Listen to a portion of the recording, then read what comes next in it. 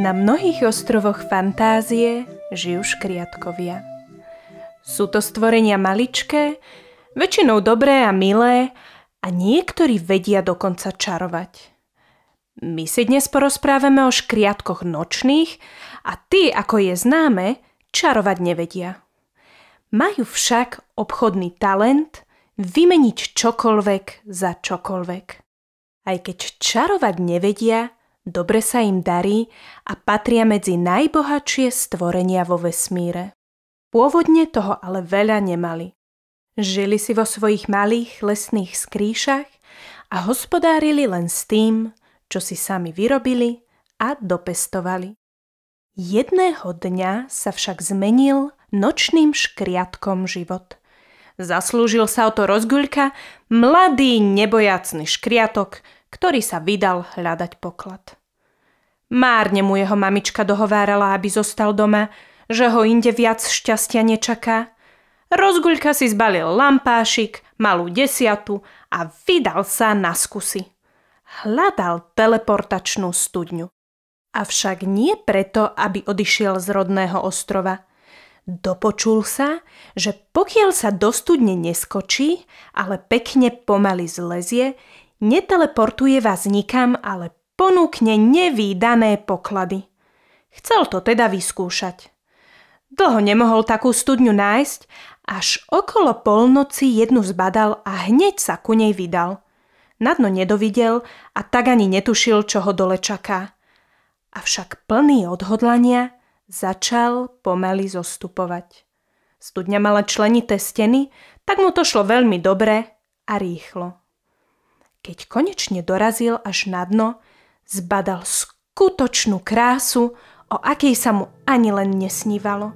Na dne studne sa rozliehala obrovská jaskyňa a v nej bolo neuveriteľné množstvo pokladov. Zlato, diamanty, šperky a ďalšie cennosti sa tu povaľovali kadetade. Rozguľka neveril vlastným očiam. Všetko si poriadne prehliadol a pomyslel si. Tu je toľko pokladov, že by z nich všetci noční škriatkovia v celej fantázii mohli prežiť až do konca v blahu. Musím tú nádheru odtiaľto dostať hore na povrch. Predsa to tu nenechám. Potom sa ale Rozguľka ešte raz rozhliadol po jaskyni a všimol si, že má akýsi východ. Kamže to asi vedie? Pomyslel si a hneď to šiel preskúmať. Ako sa vzdialoval od žiary jaskyne, bola okolo neho stále väčšia a väčšia tma.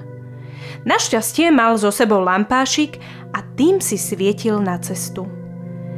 Naraz si všimol, že všade naokolo sú na stenách drahokamy. Rôzne farebné vzácne kamene boli hore aj dole, vpravo aj vľavo. Rozguľka nevedel, kam sa skôr pozrieť. A ako sa tak kochal tou nádherou, ani si nevšimol, že sa cesta delí do 3 smerov a on vôbec nedáva pozor, ktorým smerom sa uberá. Keď si uvedomil, že už vlastne ani nevie, kde je, bolo neskoro. Bol úplne stratený. V podzemí začínal mať strach. Chcel ísť domov k mamičke, ale nevedel, kadiaľ sa vydať. To som ja ale popletený škriatok. Natoľko ma oslnila nádhera pokladov, že som úplne zabudol na opatrnosť a teraz sa nemusím už nikdy dostať domov. Všade dookola je vlhko a poriadna tma. Drahé kamene sa nedajú jesť a ja som si svoju desiatu už dávno zjedol. Začína mi poriadne škvrkať v brúšku. Čože si len počnem? Vzlíkal Rozguľka a z jeho hlásku bolo počuť strach. Už ho ani tak nezaujímali drahokamy, ale myslel už len na to, ako sa dostane von z jaskyne. Bezradne pobehoval podzemnými chodbami a hľadal svetlo, ktoré by mu pomohlo nájsť cestu. Vždy, keď to už vyzeralo nádejne, bol zase a opäť sklamaný. Silná žiara drahokamov na stenách pôsobila klamlivým dojmom, vyzerali ako drahokamy z jaskyne, z ktorej sa Rozguľka do tohoto obrovského labyrintu dostal. Keď si už myslel, že je v spleti chodieb navždy stratený, všimol si nad hlavou dookola krúžiacich netopierov. Rozguľka si ich dovtedy vôbec nevšimol a tak sa preľakol. Nechceli mu ublížiť, preto sa upokojil a pozoroval ich. Odrazu mu prestali krúžiť nad hlavou a vydali sa dopredu cez jednu z chodieb. Po chvíľke sa vrátili k nemu a potom zase odleteli preč a späť. A opakovali to tak dlho, až kým Rozguľku napadlo, že chcú, aby ich nasledoval. Nuž, nemám čo stratiť. Pôjdem za nimi a uvidím, kam ma dovedú, pomyslel si. Netopiere dobre vedeli, kam majú letieť. Poznali podzemie tak, ako nikto iný. Bol to ich domov. Netrvalo dlho a Rozguľka bol zo šlamastiky vonku. Na jeho prekvapenie sa neocitol späť v jaskyni na dne studne, ale vyliezol dierou vo veľkom priereze. Nevedel, či má cítiť úľavu z toho, že je konečne vonku z podzemia, alebo sklamanie, že sa nevrátil späť k pokladom v jaskyni. Vedel, že tým sú pre neho drahokamy a teleportačné studne navždy stratené. Kto raz objaví poklad v studni, má len jeden pokus dostať ho von a viac sa mu poklad už nezjaví. Také sú pravidlá a Rozguľka ich poznal. Bol z toho preto trochu smutný. Na druhej strane sa tešil domov o to viac, keď zistil, že je vlastne kúsok od rodného pňa. Aké veľké bolo prekvapenie mamičky, keď ráno našla synčeka v jeho postielke. Spokojne odpočíval a tak sa aj ona mohla uložiť na denný spánok.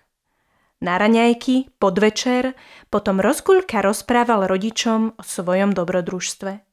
Nechceli mu veriť až do chvíle, kým im neukázal jeden drahý kameň, ktorý si stihol z podzemia zobrať. Otecko chcel hneď spoznať cestu do podzemia. Po chvíľke blúdenia nakoniec našli ten správny peň. Obaja vošli do podzemia. Otecko bol z toľkých pokladov nadšený a vedel, že tie drahokamy v skale tu dole len tak nenechá. Samozrejme, bolo potrebné zavolať aj ďalších škriatkov na pomoc. Otecko preto obehol les a zvolal všetkých nočných škriatkov, čo na ostrove žili. Rozpovedal im, čo za poklady sa v podzemí skrývajú a chcel, aby ich spoločnými silami vykopali. Natešení škriatkovia sa pustili do práce. Najskôr skúsení, tí starší zmapovali podzemie a potom sa všetci pustili spoločne do práce. Čoskoro vykopali toľko drahokamov, že ich už ani nemali kam odkladať. Napísali rýchlu správu a poukladali ich do studní na všetky okolo plávajúce ostrovy, letiace balóny a vznášajúce sa vzducholode. V rýchlej správe bolo napísané, aby všetci noční škriatkovia prišli, že ich čaká veľký poklad. Všetko bolo samozrejme písané tajnou rečou nočných škriatkov, ktorej nikto okrem nich nerozumel. Cestovanie vesmírom a fantáziou je pre niekoho celkom nepríjemná záležitosť. Nikto nikdy nevie, kde sa ocitne. Lenže niektoré stvorenia vedia presne ako a kam sa chcú dostať. No a noční škriatkovia patria tiež medzi nich.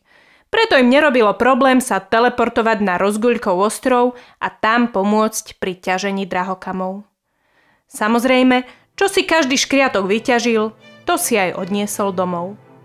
Preto od tej doby sú noční škriatkovia v celej fantázii bohatí a veľmi dobre sa im darí.